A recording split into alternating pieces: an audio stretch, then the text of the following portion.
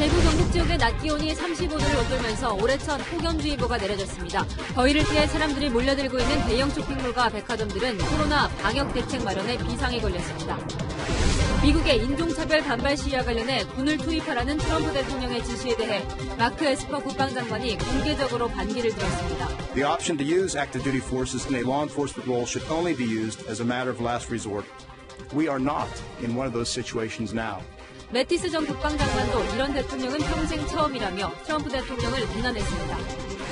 부산지검 소속 부장검사가 밤중에 지하철역 근처에서 여성을 성추행한 혐의로 수사를 받고 있습니다. 현장에 출동한 경찰에 현행범으로 체포됐습니다. 지난달 중국인 미리국 보트가 발견된 충남 태안에서 정체불명의 보트가 또 발견됐습니다. 이에 앞서 지난 4월에도 발견된 걸로 확인됐습니다. 석 달 동안 3번이나 서해안 경비가 무방비로 뚫린 겁니다.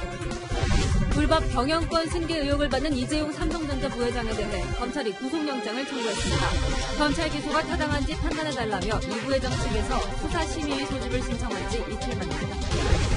코로나 때문에 문을 닫았던 무료급식소가 다시 문을 열고 있습니다. 일일이 체온을 재고 식탁에는 자리마다 칸막이가 쳐졌습니다.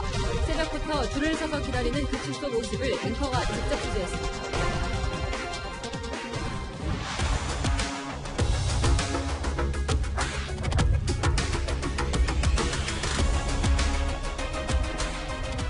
안녕하십니까. 뉴스의 동정민입니다. 오늘 대구 낮 최고기온이 35도까지 올라 올해 첫 폭염주의보가 내렸습니다. 이 아프리카만큼 더운 데프리카로 불릴만 했던 거죠. 올해 대구에 닥친 이 폭염이 더 원망스러운 건 이 무더위 쉼터마저 문 닫게 한 코로나19 때문입니다. 이제 더위는 시작입니다. 오늘 대구 모습 첫 소식으로 시작합니다. 홍진우 기자입니다. 찜통 더위 속 의료진들의 몸은 온통 땀 범벅이 됐습니다. 오복이 땀이 흥건한 살갗에 착 들러붙어 있을 정도입니다. 코로나19와 사투를 벌이는 의료진들은 이제 무더위와도 싸우고 있습니다. 한쪽에 땀이 채이거나 그거는 저희들이 감수해야 될 부분인 것 같습니다. 더위에 지치지 않으시고 다 같이 똑같이 방역에 힘써주시면. 이맘때 어르신들이 몰렸던 무더위 쉼터는 문이 굳게 닫혔습니다. 코로나19 감염 우려 때문입니다. 대신 공원 그늘을 찾아 띄엄띄엄 앉아 더위를 식힙니다. 남한 사람들 어디 제대로 이래 그늘에서 좀 쉴 수 있는 데가 여기밖에 없으니까 불편한 점이 많죠. 코에 땀이 나가지고 호흡하기도 좀 불편하고. 대구 낮 기온이 35도를 넘으면서 올해 첫 폭염주의보가 내려졌는데요. 떼약볕에 달궈진 아스팔트 표면 온도는 50도를 웃돕니다. 폭염주의보는 하루 최고 체감 온도가 이틀 이상 33도를 웃돌 것으로 예상될 때 내려집니다. 지난해 첫 폭염주의보가 7월 5일이었던 것을 감안하면 한 달이나 빨라진 겁니다. 영남 내륙 지역과 호남 일부 지역에도 무더운 날씨가 이어지면서 폭염주의보가 발령됐습니다. 코로나 확산 속에 대구시의 폭염 대책도 달라졌습니다. 사람들이 몰리는 실내 무더위 쉼터와 물놀이장, 쿨링포구는 운영하지 않는 대신 거리 두기를 준수할 수 있는 실외 쉼터를 마련합니다. 또 취약계층에게는 선풍기 등을 지원하고 남녀 구분 없이 양산 쓰기 운동도 벌입니다. 코로나19를 이겨낸 대구 시민이 또 한 번 더위와 맞서며 코로나 극복에 나섰습니다. 채널A 뉴스 홍진우입니다.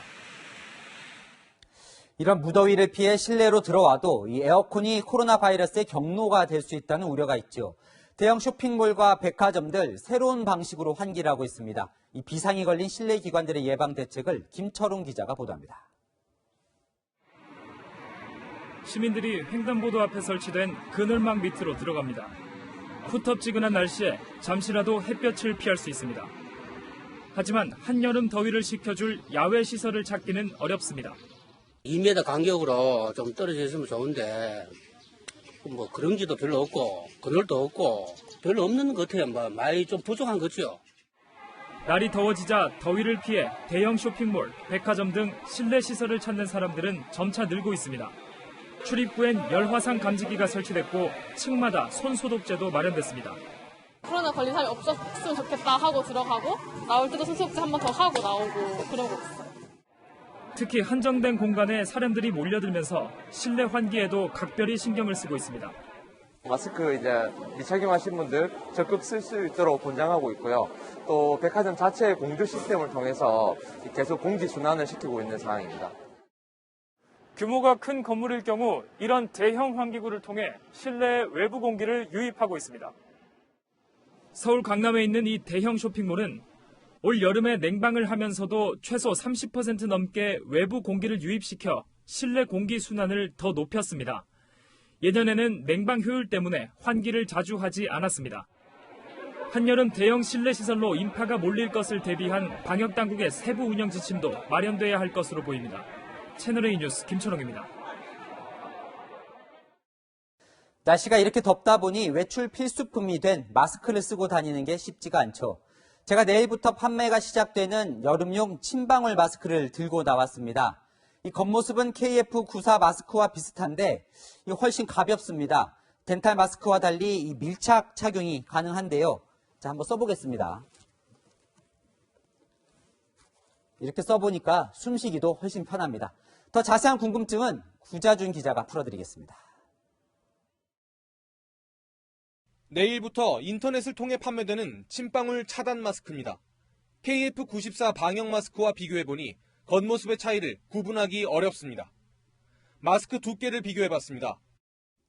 방역 마스크를 빛에 비춰보면 펼친 손가락이 몇 개인지 제대로 보이지 않습니다.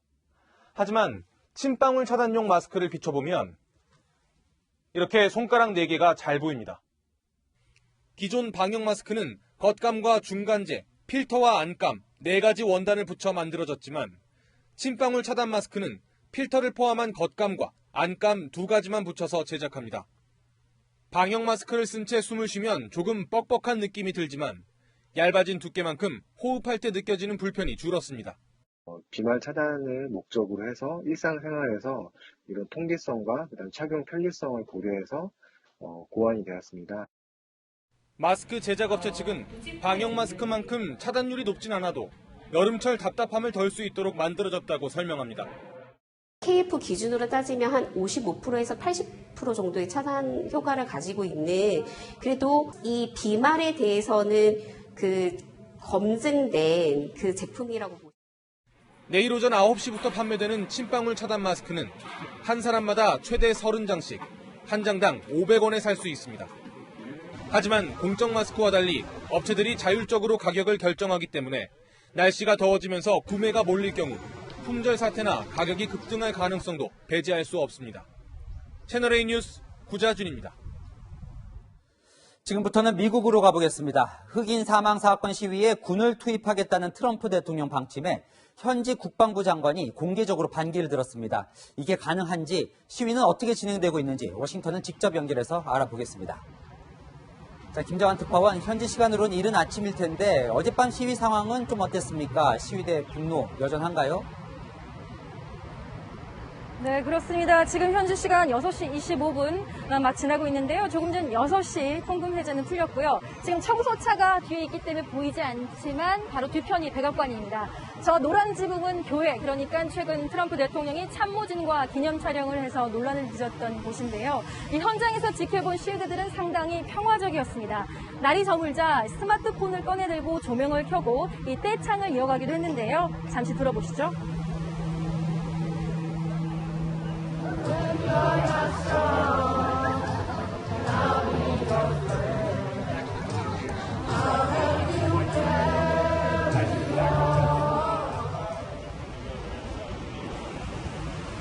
네, 이렇게 평화적 시위를 이어가자 이 통금 시간을 지켜야 된다고 엄포를 놨던 이 당국도 강제로 이 시위대를 해산하는 모습은 아니었습니다. 네, 이거 에스퍼 국방부 장관은 이 대통령의 충성파로 소문난 참모인데요. 정말 트럼프 대통령이 지시한 군대 동원을 못하겠다, 이렇게 반기를 든 건가요?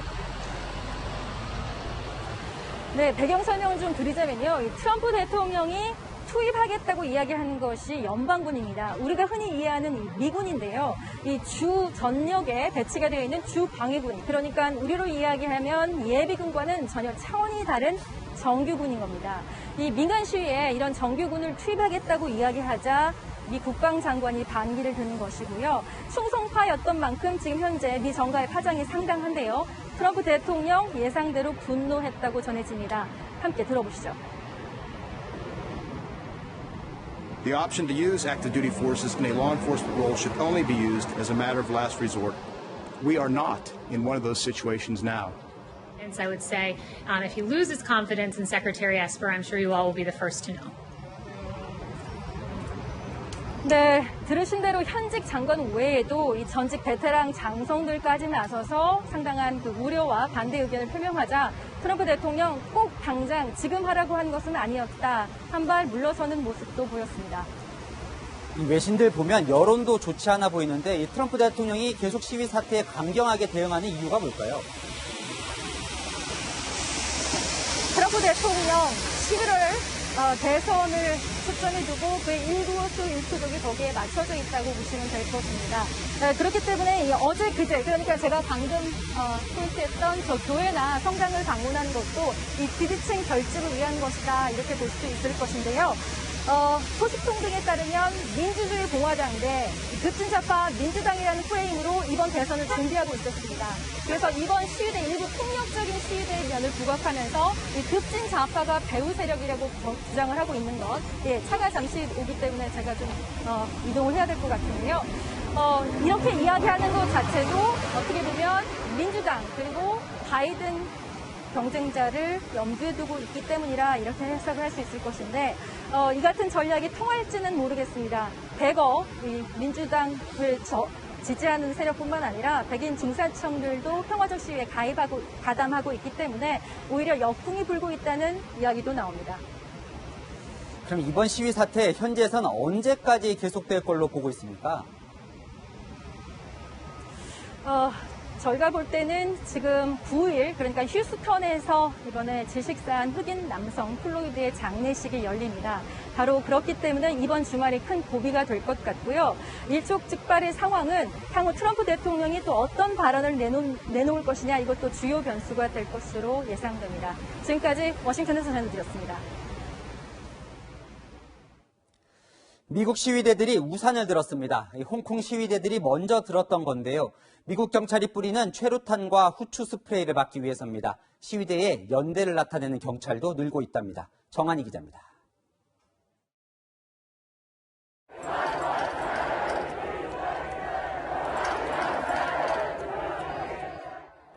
미국 시애틀의 한 도로, 경찰이 대치하고 있던 시위대를 향해 최루탄을 쏩니다. 야간 통행 금지령을 어겼다며 강제 해산에 나선 겁니다. 그러자 시위대도 강하게 맞섭니다. 경찰과 바로 마주하며 앞줄에 선 수십 명은 우산을 펼쳐들었습니다. 홍콩에서 최루탄을 막기 위해 시위대가 우산을 들고 다녔던 장면이 미국의 흑인 사망 항의 시위에서도 똑같이 재현된 겁니다. 아울러 시민들은 두 손을 등 뒤로 한 채 바닥에 엎드리는 시위도 벌이고 있습니다. 흑인 남성 조지 플로이드가 과잉 진압될 당시 모습을 그대로 재현하며 목이 눌려 있었던 8분 46초 동안 같은 자세로 있는 겁니다. 시위대의 연대와 지지를 나타내는 경찰도 늘어나고 있습니다. We'll be with you together as one. We want to recognize the multiple peaceful protests that you all have demonstrated. 일부 경찰은 기도 등을 통해 시위자들과 함께하고 있습니다. 조지 플로이드의 고향인 휴스턴에선 백인이 흑인들 앞에 무릎도 꿇었습니다. That you would take a knee with me as we show them our hearts. That we want to be forgiven and that we want to make a difference from this point on. 그러자 흑인도 함께 무릎을 꿇었고 참석자들은 눈물을 흘렸습니다. 채널A 뉴스 정한입니다. 이렇게 평화 시위도 펼쳐지고 있지만 힘없는 영세상인들을 노리는 약탈도 계속되고 있습니다. 오늘은 시카고에 있는 우리 교민 피해 사례가 전해졌는데 유리창을 깨고 23년간 일군 삶의 터전을 약탈해 갔습니다. 정다은 기자가 보도합니다. 시카고의 한 쇼핑 상가에 약탈범들이 몰려들더니 닥치는 대로 물건을 훔쳐갑니다. 급기야 일부 시위대는 움직이는 열차에 올라 화물칸에서 TV를 훔치고 사람들은 달려가며 받아챕니다. The train is moving. 대형 쇼핑몰에 움직이는 열차까지 털리는 무법천지 같은 상황에서 시카고에서 작은 가게를 운영하는 한인들 역시 약탈을 피해가지 못했습니다.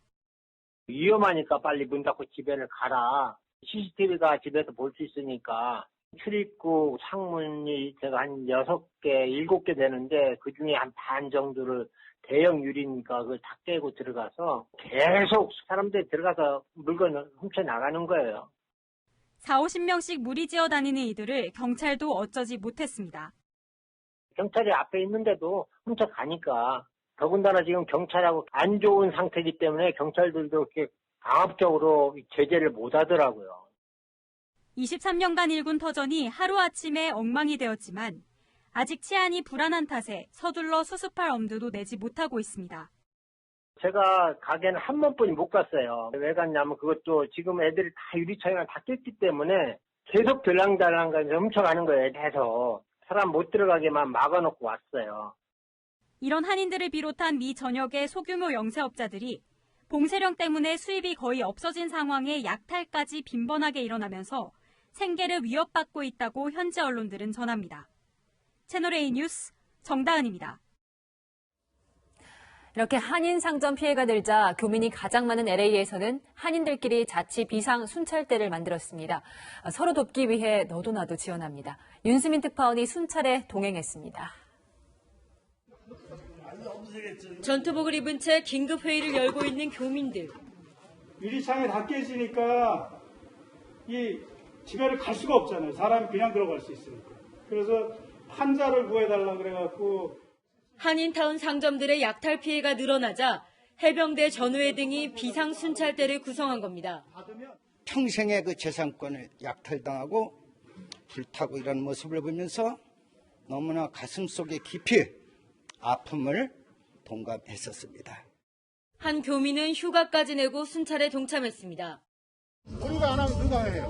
휴가 내고 나온 것도. 30대 교민도 먼 거리를 마다치 않고 달려왔습니다. 1시간 걸린 곳에서 왔고요. 부름에 의해서 불이 났게 왔습니다. 예. 모두 3개조로 나뉜 순찰팀은 총이 없는 비무장 상태에서 첫 순찰을 시작했습니다. 자, 여기는 알파, 여기는 알파. 베이스 카메라. 순찰팀이 등장하자 다른 주민들도 신기한 듯 쳐다봅니다. 한 번 순찰하는데 걸린 시간은 1시간 30분. 이어 순찰팀은 계속 지역을 돌며 경계 태세를 이어갔습니다. 특히 한인타운 외곽에 있는 상점들의 피해도 속출하고 있습니다. 이 상점은 어젯밤에 약탈을 당했는데요. 출입문 유리창이 모두 깨졌는데 당장 복구할 수 없는 상황이라 이렇게 임시로 나무 판자를 덧대놨습니다. 빈틈이 보일 수 있는 부분이 많이 있습니다. 주방위군들은 잘 모르기 때문에 그것을 우리가 이 빈틈 없이 방어할 수 있도록. 비상순찰팀은 야간 통행금지 시간 이후에도 추가 순찰을 하는 방안을 경찰과 협의하고 있습니다. 미국 전역에서 항의 시위가 이어지면서 우리 정부가 확인한 한인 상점의 피해는 126건으로 늘어났습니다. 미국 로스앤젤레스에서 채널A 뉴스 윤수민입니다. 31년 전 오늘 중국天安문 광장에서는 민주화를 외쳤던 수많은 시민들이 무력 진압에 희생됐습니다. 홍콩에선 이들을 기리는 의식이 매년 치러졌는데 올해는 홍콩 당국마저 추모 집회를 금지했습니다. 성혜란 특파원이 베이징 현장 분위기 전해드립니다.天安문 광장과 10분 정도 거리에 있는 길목입니다. 광장으로 가는 거리마다 이렇게 경찰들이 배치돼 있어서 가까이서 촬영하는 것조차 어려운데요. 이 광장 출입에 외신 기자의 출입도 제한하는지 직접 가보겠습니다. 입장을 위해선 먼저 신분증을 제시해야 합니다. 今天来天安门干嘛？我是从韩国来的。我说今天很热，这儿也不太这个太阳。 인근 도로에서도 사복 경찰의 취재 단속은 이어졌습니다.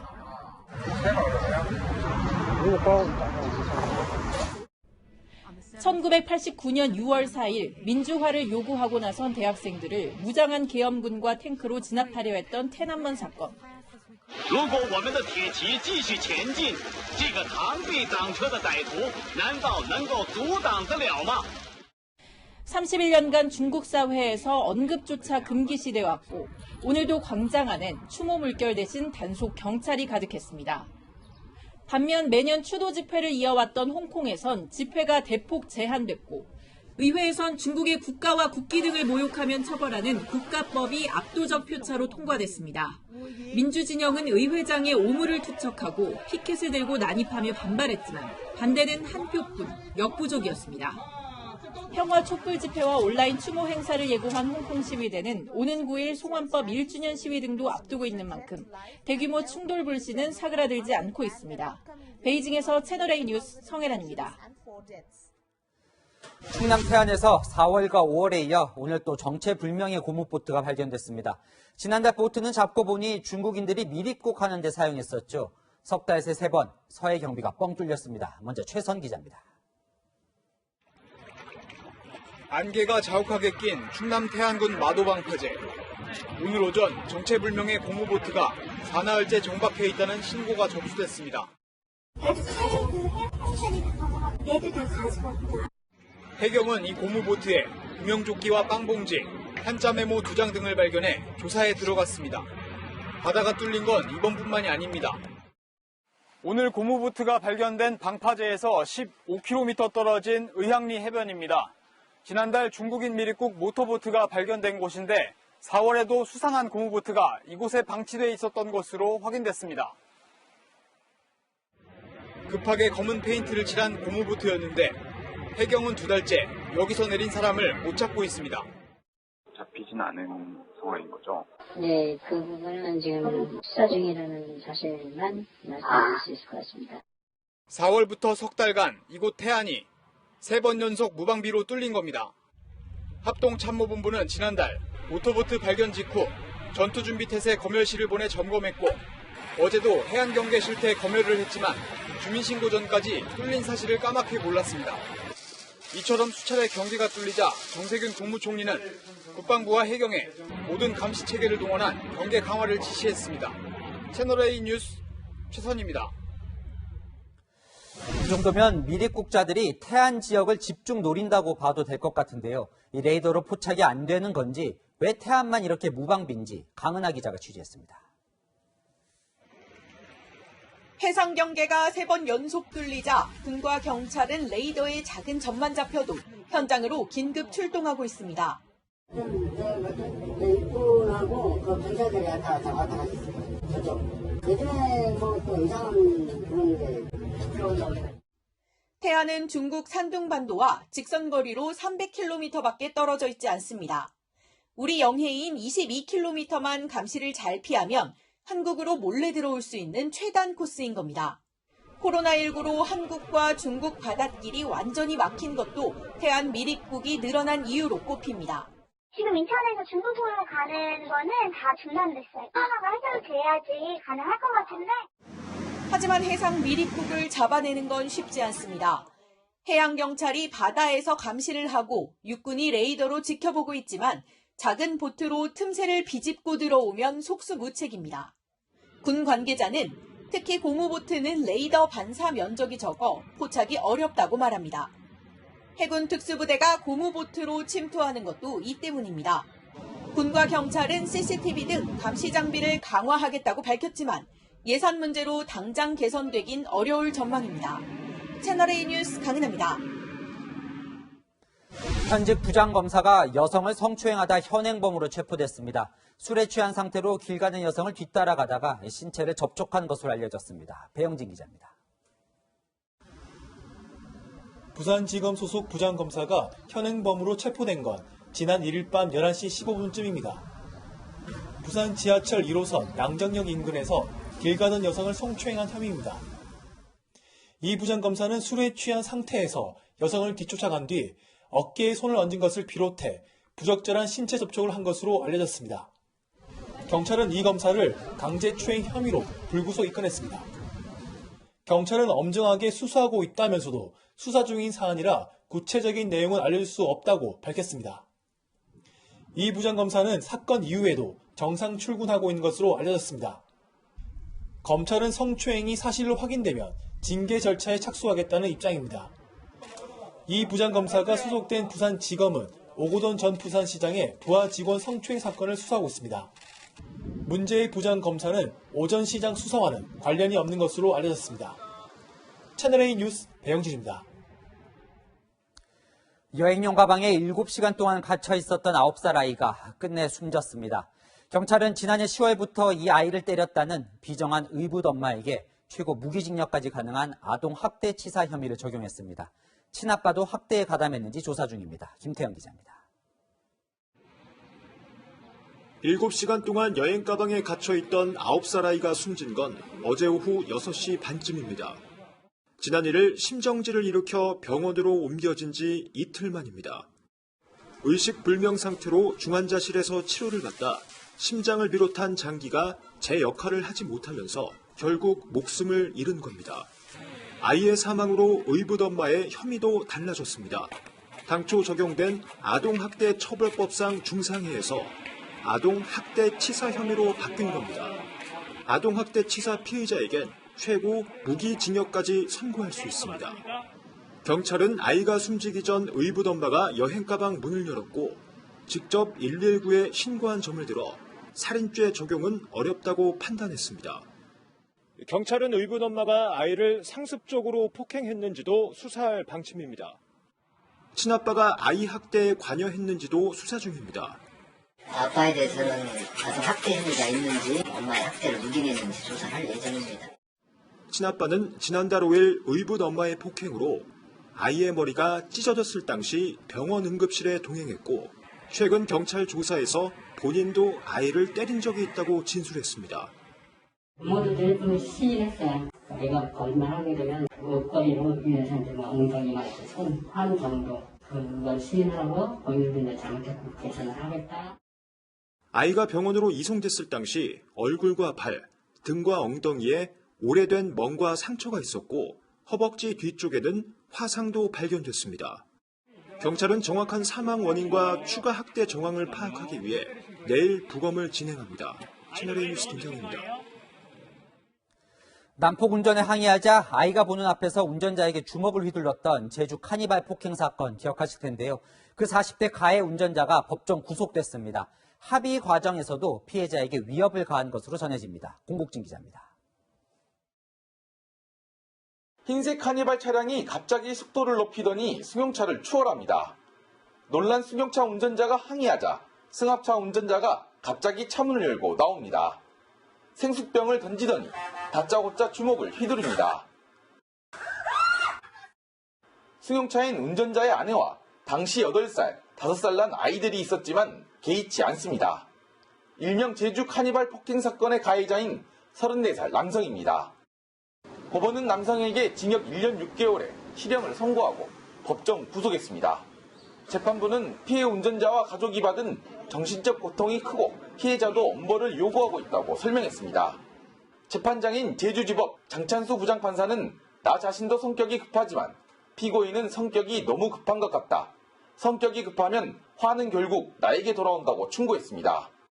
사람은 바른 길로 가야지 옆길로 가면 위험하다면서 인생을 되돌아보는 기회를 가졌으면 한다고 덧붙였습니다. 가해 운전자는 피해자와 합의하도록 노력하겠다며 뒤늦게 고개를 숙였습니다. 하지만 합의 과정에서도 사건과 관계없는 제3자를 개입시켜 피해자에게 위협을 가한 것으로 알려지면서 논란은 계속되고 있습니다. 채널A 뉴스 공진입니다. 서울역에서 여성을 이유 없이 폭행하고 달아난 30대 남성. 여성이 먼저 시비를 걸었다고 피해자 탓을 했죠. 그런데 상습적으로 다른 여성들도 괴롭힌 것으로 확인됐습니다. 서채리 기자입니다. 지난달 26일 서울역 안에서 여성을 무차별 폭행하고 달아난 이모 씨. 오늘 구속영장 심사를 받으러 나서면서 이틀 전 자기 입으로 밝힌 범행 이유를 번복했습니다. 욕은 앞으로 안 하고 제 잘못은 순간적으로 웃겨버려가지고 실수해버렸어요. 왜 이분만 때리신 거예요? 욕을 자신의 폭행 때문에 다친 피해 여성에게 남긴 말도 있었습니다. 깊이 사죄하고 하루만 용서를 깊게 구하는 건 앞으로 그런 일 없도록 하겠습니다. 서울역사에서 범행을 하기 전에도 버스 정류장에서 다른 여성과 일부러 부딪히고 위협하는 모습을 보인 이 씨는 자신이 사는 동네 이웃에게도 비슷한 행동을 일삼았습니다. 이 씨의 이웃 주민들은 평소 이 씨가 사람들에게 이유 없이 소리치거나 욕설을 퍼붓는 등 위협적인 모습을 보여왔다고 말합니다. 서울역 범행 이후 최근까지도 이 씨에게서 욕설이나 폭언을 들었다는 이웃 여성도 여럿입니다. 막 욕을 하더라고. 쳐다보고 있으니까 왜 쳐다보냐고. 대구까지 가가지고 나오라고. 니네한테 나오라 비치려고. 자신에게 저항하기 어려운 여성들을 골라 범행 대상으로 삼았을 가능성이 제기되는 가운데 경찰은 이 씨가 수년간 정신과 치료를 받은 사실을 확인했다고 밝혔습니다. 채널A 뉴스 서채리입니다.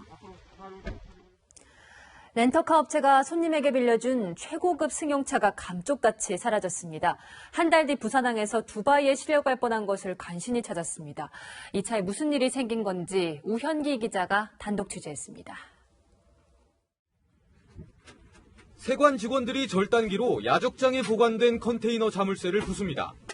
이틀 뒤 두바이로 보낼 이 컨테이너 안에 있는 건 독일제 최고급 승용차. 한 달 전만 해도 경기 고양시의 렌터카 업체 소유였던 차량입니다. 이 차량을 빌리고 싶다는 남성이 렌터카 업체 사무실에 나타난 건 설날 연휴를 앞둔 지난 1월. 구정 전이라 손님들도 좀 만나야 되고 그래서 만났는데 잘 보이기 위해서 이 차량이 필요하다. 하지만 200만 원을 내고 차를 빌려간 손님은 대여 기간이 지나고도 반납을 하지 않았습니다. 위치 추적 장치를 확인해봐도 차량이 어디 있는지 알 길이 없었습니다. GPS가 몇 시에 시동을 켰는지, 얼마나 지금 달리고 있는지, 어디로 가고 있는지 뭐 다 나오거든요. GPS가 이제 제대로 안 움직이더라고요. 알고 보니 차를 빌려간 손님은 렌터카를 훔쳐 해외로 팔아넘기는 일당과 연계돼 있었습니다. 차량을 밀수출하려던 일당은 트렁크 안에 있는 위치 추적 장치 GPS를 떼어내 렌터카 업체의 추적을 피하려 했습니다. 수소문 끝에 어렵게 찾은 구입가 2억 원 하는 렌터카는 100만 원짜리 중고차로 둔갑해 허위 수출 신고서까지 작성돼 있었습니다. 보통 차량 수출을 할 때 유관 확인을 하지 않는다는 허점을 노린 겁니다. 경찰은 차량 밀수출 일당 5명을 구속해 검찰에 넘겼습니다. 또 다른 렌터카 업체들이 당한 피해를 확인하는 한편 범행을 지시한 밀수출 총책을 뒤쫓고 있습니다. 채널A 뉴스 우현기입니다. 긴급 재난지원금 이제 전체 가구의 99%가 수령했습니다. 지원금으로 한우를 사 먹는 사람들이 늘면서 한우값이 오르고 있는데 대형 마트들은 재난지원금 효과를 못 누리는 대신 한우를 할인해 줍니다. 황규락 기자가 보도합니다. 한우 전문업체는 40% 할인 행사를 하고 있습니다. 한우를 할인 판매한다는 방송이 나오자 대형마트 정육 코너로 사람들이 몰립니다.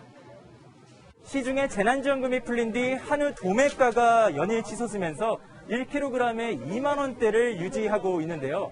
이렇게 비싼 한우를 싼 값에 살 수 있다는 소식에 소비자들이 대형마트를 찾고 있습니다. 주말에 이제 먹을 고기 좀 삭가하고 왔더니 세일을 하네. 좀 싸요. 그냥 세일을 할 때는 좀 주로 먹는 편이에요.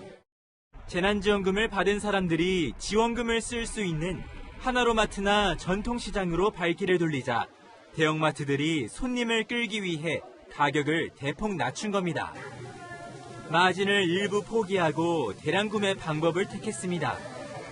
약 70톤의 물량을 대량으로 구매함으로써 가격을 낮춰 소비자들한테 좀 더 저렴한 가격에 구매할 수 있도록. 롯데마트는 주말부터 1등급 한우를 최대 반값에, 홈플러스도 한우를 30% 저렴하게 판매하는 등 곳곳에서 할인 경쟁이 붙었습니다.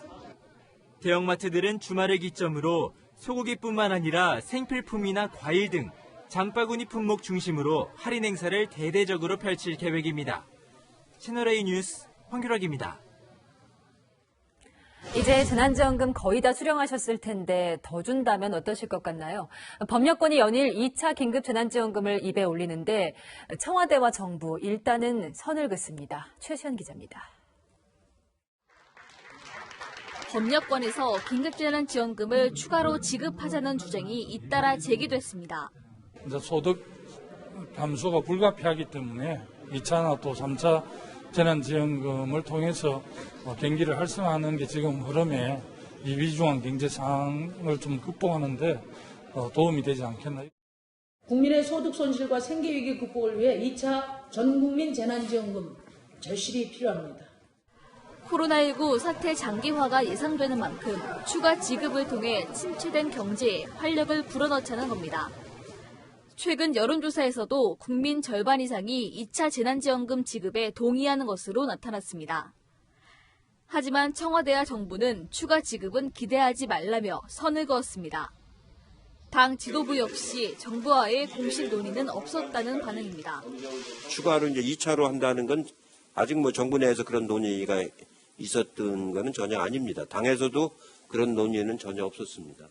시민들은 추가 지급을 반기면서도 나라 빚을 우려했습니다. 나쁘지 않을 것 같아요. 주위 사람들은 재난지원금을 받는 거에 대해서 되게 이런 거라도 줘서 되게 감사하다 이런 게 있어서 너무 이렇게 많이 지급이 되면은 또 장래 나라 이 국가 부채나 이런 부분들이 후손들한테 영향을 미치지 않을까.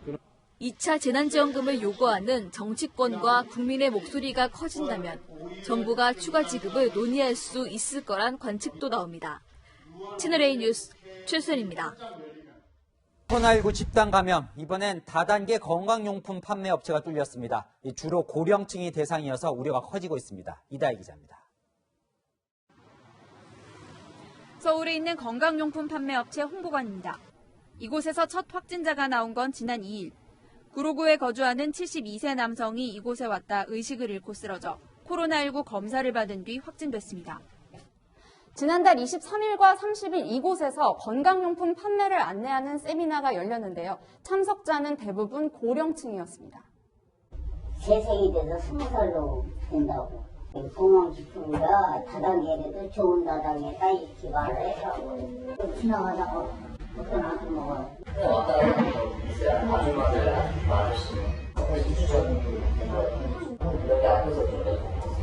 모여다니는 세미나에서는 제품 안내와 함께 율동 등 레크리에이션도 함께 이루어졌습니다. 이제 안내를 해주고 또 이제 그 심심하니까 지루할 수 있으니까 다른 활동들을 병행해가지고 그 물건을 소개하는. 밀폐된 공간에서 여러 명이 율동까지 하다 보니 확진자는 계속 늘고 있습니다. 지난 2일 첫 확진자가 나온 데 이어 어제 4명이 추가 확진됐고 오늘도 서울과 경기 지역에서 8명이 나와 이틀 만에 최소 13명의 감염이 확인된 겁니다. 서울시는 지난달 22일부터 지난 1일까지 홍보관을 방문한 사람 188명과 직원 11명 등 199명을 전수검사하고 있습니다. 인천 개척교회 관련 확진자도 이어지는 가운데 하루 새 13명이 늘어 현재까지 최소 68명으로 파악됐습니다.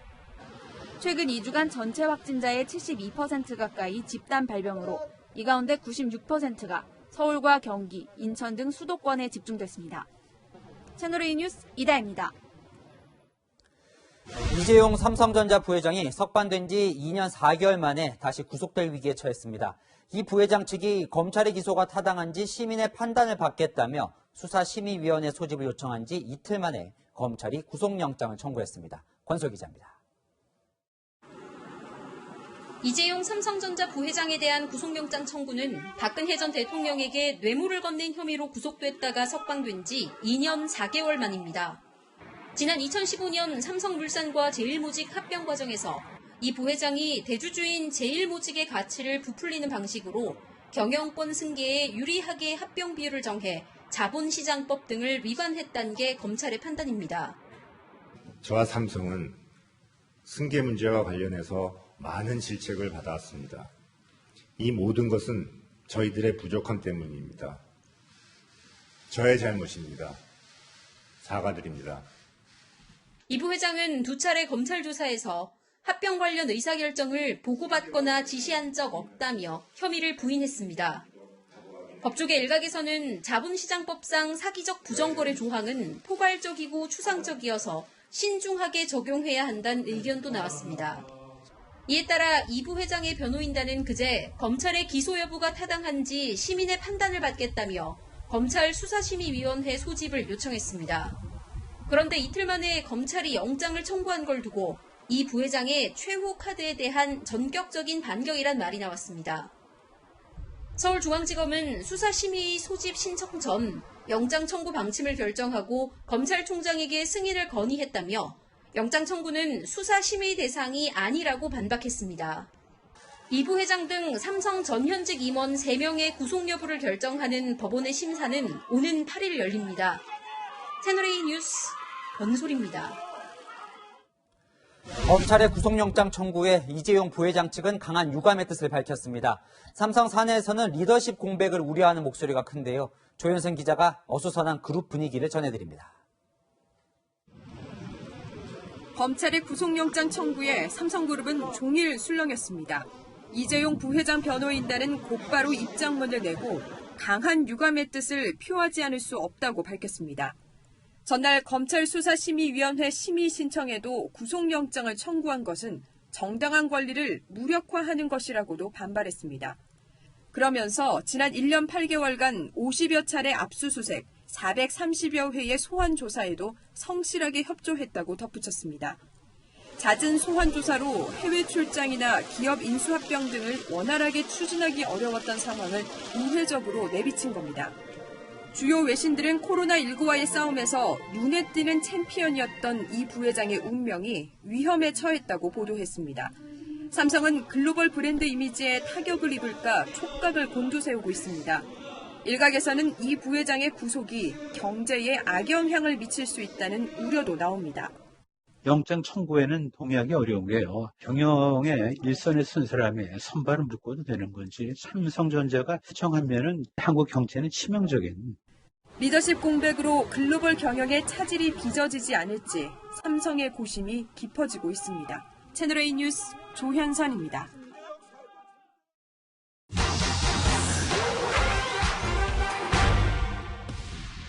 We're going to serve 2 life sentences back to back.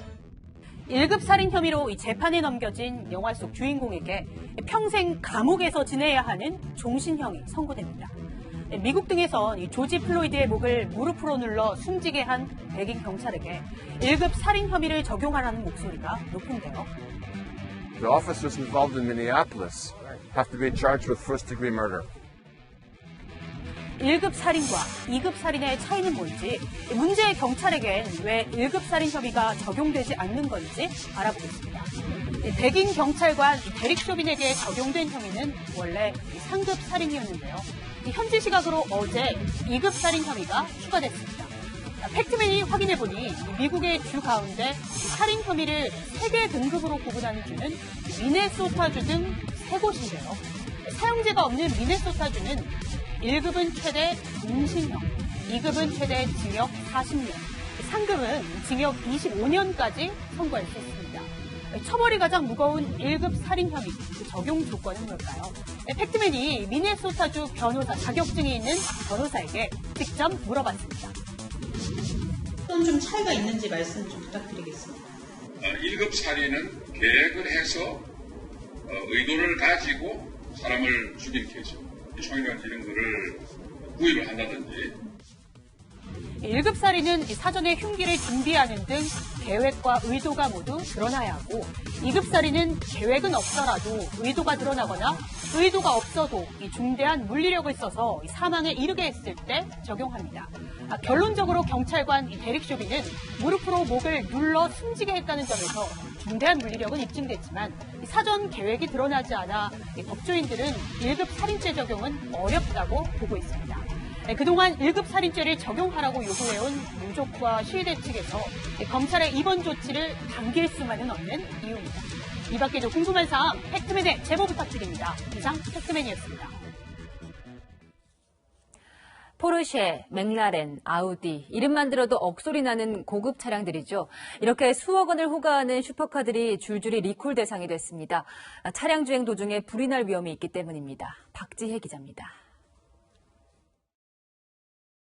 갓길에 세워져 있는 고급 스포츠카. 차량 뒤편에서 시뻘건 불길이 활활 솟아오릅니다.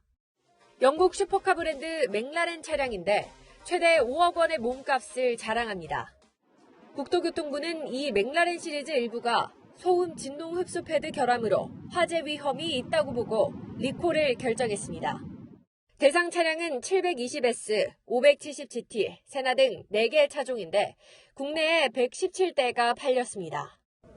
이번 리콜 대상 차량에는 맥라렌뿐만 아니라 포르쉐 코리아에서 수입해 판매하는 카이엔 터보 차량도 포함됐습니다. 해당 차량은 엔진에서 나오는 열로 연료 공급 호스가 녹아 불이 날 가능성이 있습니다.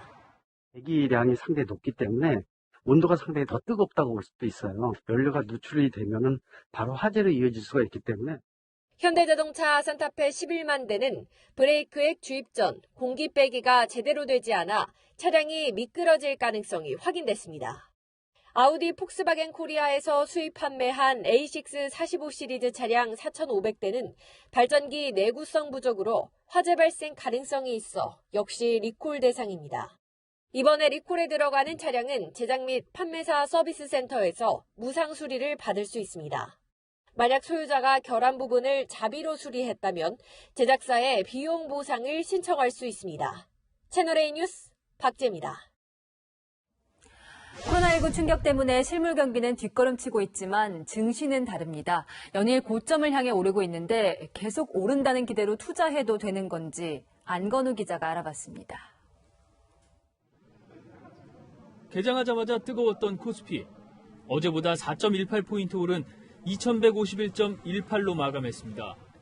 코로나 공포가 한창이던 지난 3월 1,400대로 폭락했던 증시가 불과 석 달 만에 2,200 언저리까지 올라간 겁니다. 이미 이틀 전 연중 고점을 훌쩍 넘어선 코스닥도 상승장을 이어갔습니다. 증시 대기자금인 투자자 예탁금은 43조 원을 훌쩍 넘었을 정도.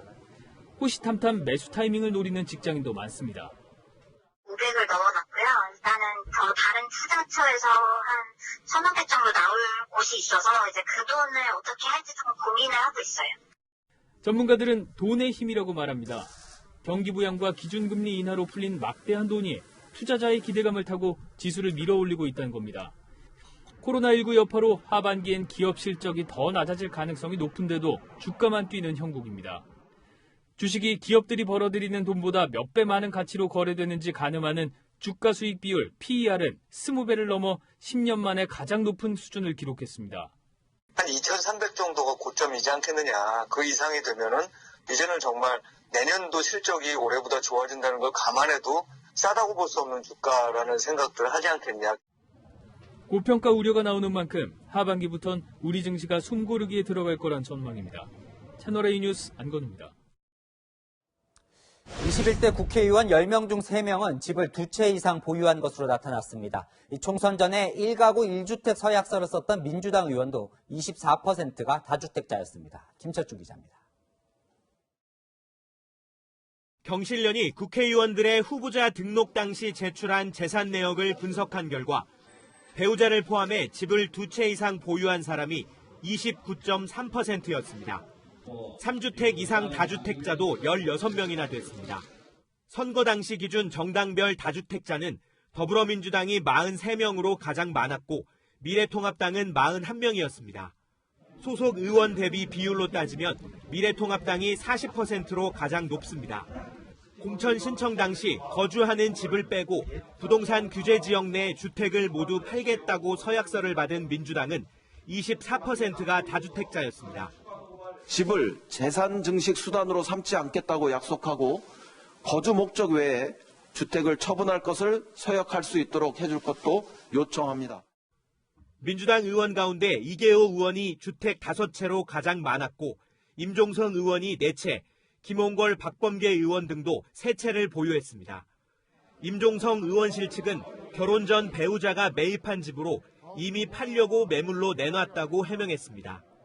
민주당은 서약 당시 2년 안에 주택을 매각하지 않으면 당 윤리심판원에 회부돼 징계를 받도록 했습니다. 전체 부동산 재산은 박정 민주당 의원이 빌딩을 포함해 398억 원으로 가장 많았고 통합당의 박덕흠, 백종헌, 김은혜 의원도 100억 원이 넘었습니다. 경실련 측은 공시지가 기준으로 신고돼 실제 자산 가치는 더 클 것이라고 설명했습니다. 채널A 뉴스 김철중입니다. 김정은 북한 국무위원장의 동생 김여정 노동당 제1부부장이 남측 민간단체가 보낸 대북 전단을 문제 삼는 거친 담화를 내놨는데 이 관리를 못했다며 우리 정부도 맹비난했습니다. 정부는 4시간 만에 전단 살포를 제한할 법을 만들겠다고 답했습니다. 유준 기자입니다. 김여정 제1부부장이 지난달 31일 탈북민 단체가 보낸 대북 전단을 콕 집어 거칠게 비난했습니다. 반공화국 비라를 선포하는 망동짓을 감행한 것과 관련하여 발표한 사태의 엄중성을 경고하는 답안을 실었습니다. 김 부부장은 탈북자들이 최고 존엄까지 건드리며 핵 문제를 걸고 무엄하게 놀아댔다며 탈북자를 쓰레기, 인간 추물이라고 표현했습니다. 지목된 대북 전단에는 김정은 위원장의 사진과 함께 위선자 김정은이라는 문구가 적혀 있습니다. 북한이 대북 전단 살포는 판문점 선언 위반이라며 남북 공동연락사무소 폐쇄, 남북 군사합의 파기까지 언급하자 정부는 4시간 만에 답을 내놨습니다.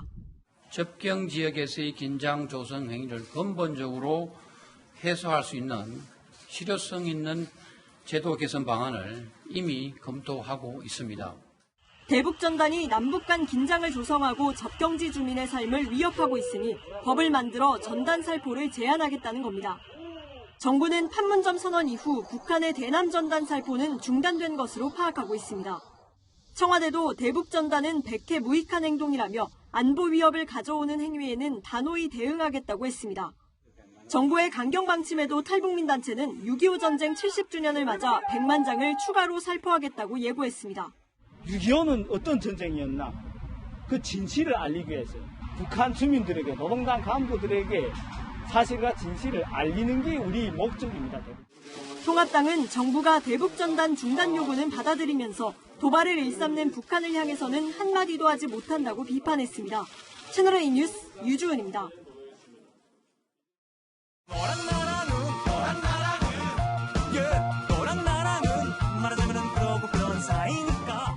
여랑야랑 시작합니다. 정치부 이동훈 기자 나왔습니다. 네, 첫 번째 주제 보겠습니다. 자, 김종인 미래통합당 비대위원장과 심상정 정의당 대표 오늘 두 사람이 만났는데 이 좀 아리송한데요. 미워도 다시 한번. 네, 김종인 위원장이 취임 인사차 심상정 대표를 방문했는데요. 분위기가 굉장히 화기애애했습니다. 네, 오랜만에 뵙습니다. 물질적 자유를 극대화해야 된다. 그 말씀에 기대가 큽니다, 저는. 여당 편만 들지 말고 이제 야당하고 협력을 해서 그런 일을 갖다가 해낼 수 있도록 해줘야 되겠네요. 불평등 해소에 적극적으로 나서시면 아마 좋은 파트너가 될 겁니다. 네, 뭐 물론 덕담이긴 하겠지만 이 통합당과 정의당 두 당이 뜻이 잘 통하는 것 같네요. 좀 잘 통하는 게 어색한 사이입니다. 지난 총선에서 김종인 비대위원장이 통합당 선대위에 합류할 때 심상정 대표는 좀 박하게 평가했습니다. 과거에 이제 선거 기술자로서 의미가 있으셨을 때는 늘 앞을 보셨던 분인데 지금은 이제 과거를 보고 계신 게 아닌가. 어제 적이 오늘의 동료가 되는 곳이 정치권이기도 한데요. 심 대표는 20대 국회 때 자주 손을 잡았던 민주당을 향해선 경고를 했습니다. 더불어민주당은 집권 여당의 독배가 될 수 있다는 점을 명심하고 범여권으로 불리던 정의당이 21대 국회에서는 범야권이 될 수 있을지 벌써부터 궁금합니다. 네, 이거 정말 예측이 잘 안 되는 21대 국회예요. 자, 다음 주제 보겠습니다. 자, 두 쪽이 나도 국회의사당이 반으로 갈라졌네요. 네, 제21대 국회의원 임기가 시작되자마자 통합당과 민주당의 신경전이 치열합니다. 민주당은 하늘이 두 쪽 나도 내일 본회의를 반드시 열겠습니다. 어떤 장애도 새로운 국회를 향한 전진을 막지 못할 것입니다. 일방적인 국회 운영은 국회를 망치고 상권 분립의 원리를 훼손하고 국정을 망칠 뿐만 아니라 국론을 분열시키는 가장 나쁜 졸속, 폭정, 독재의 선전포고에 다름이 아닙니다. 네, 21대 국회도 결국 이렇게 시작을 하는군요. 네. 그런데 민주당은 이 대통령이 참석하기로 한 개원식을 미루고서라도 열겠다, 5일에 이렇게까지 하는 이유가 뭡니까? 3차 추경을 이번 달 안에 통과시켜야 하기 때문입니다. 통합당과 상임위원장 배분 협상을 마칠 때까지 기다릴 여유가 없다는 건데요. 하지만 속내는 국회가 시작하자마자 177석의 힘을 보여주면서 기선제압을 하려는 게 아닐까 싶습니다. 통과시키고 싶은 법안은 주저하지 않겠다는 모습도 보이고 있습니다. 바로 오늘 통일부가 언급한 대북전단 살포 규제법입니다. 그러니까 북한이 대북전단 살포에 반발을 하니까 우리 정부가 아예 법으로 막아버리겠다는 거죠? 네, 대북전단 살포 규제는 문재인 대통령의 오랜 소신이기도 합니다. 정부는 제2차 남북 고위급 접촉과 남북 간의 신뢰 회복을 진정으로 원한다면 대북전단 살포를 규제하는 그런 성의를 보여야 할 것입니다. 하지만 이 법안은 표현의 자유를 침해한다는 주장도 있어서 국회에서 논란이 일 수밖에 없는데요. 윤상현 무소속 의원은 초거대 집권 여당이 국회에서 단독으로 의결하면 그만이다. 국정 운영 참 쉽죠. 숫자가 밀어주니까라고 꼬집었습니다. 개헌 빼고 다 할 수 있게 된 슈퍼 여당, 이 책임도 그만큼 커졌다는 점은 잊지 말아야겠습니다. 지금까지 여랑야랑이었습니다. 날씨입니다. 남부 내륙에 올해 첫 폭염주의보가 내려진 오늘에 이어서 내일도 낮더위가 계속 이어지겠습니다. 서울 최고 27도, 대구 34도로 오늘만큼 덥겠습니다. 주말까지도 불볕더위가 계속되겠고 모레는 일부 내륙 지역에 한때 천둥 번개를 동반한 소나기가 지나겠습니다.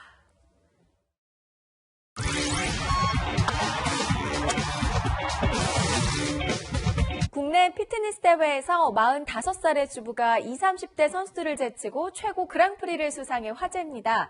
나이가 믿기지 않는 놀라운 근육질의 김순희 씨를 염정원 기자가 만났습니다. 지난달 열린 국내 피트니스 대회 스포츠 모델 부문 45살의 김순희 씨가 20, 30대 후배들을 제치고 심판 전원일치 1위로 최고 영예인 그랑프리를 수상합니다. 집에서는 두 아이의 어머니이자 평범한 주부지만 헬스장에 오면 놀라운 근육질의 여신으로 화려하게 변신합니다. 댄스 강사였던 김순희 씨는 3년 전 무릎 수술과 의료사고로 직장도 그만둬야 했습니다. 3년 동안 병원 생활을 거의 집 드나들듯이 했었죠. 정신력이나 이런 것들이 좀 바닥을 쳤었어요. 무기력하고 우울하고. 피트니스 운동으로 재활을 시작했고 동기부여를 위해 트레이너가 대회 출전을 권유했습니다. 약간 어두웠었어요. 그렇기 때문에 그런 부분들이 몸이 변하면서 개선되는 부분을 경험을 해왔기 때문에 이제 자신 있게 좀 권유를 했던 부분도 있고. 가장 힘들었던 건 식단. 무려 16kg을 감량했습니다. 배가 고파서 눈물이 찔끔찔끔 나더라고요. 진짜 이 식욕 억제가 제일 힘들었던 것 같아요. 정식 트레이너가 다음 목표라는 김순희 씨. 저는 캄캄한 밤 같았거든요. 아프신 분들 있으면 포기하지 마시고 화이팅 하셨으면 좋겠습니다. 나이를 잊은 아름다운 도전은 계속됩니다. 채널A 뉴스 염정원입니다. 엄마가 아이들에게 캐리어 안으로 들어가라고 합니다. 능력 없는 엄마는 아이들만 두고 집을 나가고 사고로 숨진 막내의 시신은 다시 캐리어에 담깁니다. 아무도 모른다. 칸 영화제 황금종려상을 받았던 고레에다 히로카즈 감독의 작품입니다. 무책임한 부모도 문제지만 아이들이 방치될 때까지 아무도 몰랐던 사회도 꼬집었습니다. 7시간 동안 가방 속에서 혼자 괴로워하다 결국 숨진 9살 아이 뉴스에 떠오른 영화입니다. 심폐소생술에도 미동도 하지 않는 이 남자아이. 볼수록 마음이 아픈 건 이 죽음을 막을 수도 있지 않았을까 하는 자책 때문입니다. 한 달 전 머리가 찢어져 병원을 찾았을 때 병원이 학대 신고를 했는데도 경찰과 아동기관은 엄마와 아이를 떼놓지 않았고 결과적으로 학대를 방치했습니다. 지금 이 순간에도 아무도 모르게 학대에 괴로워하는 아이들이 있다면 그 책임은 분명 우리 사회에도 있습니다. 내일도 뉴스입니다.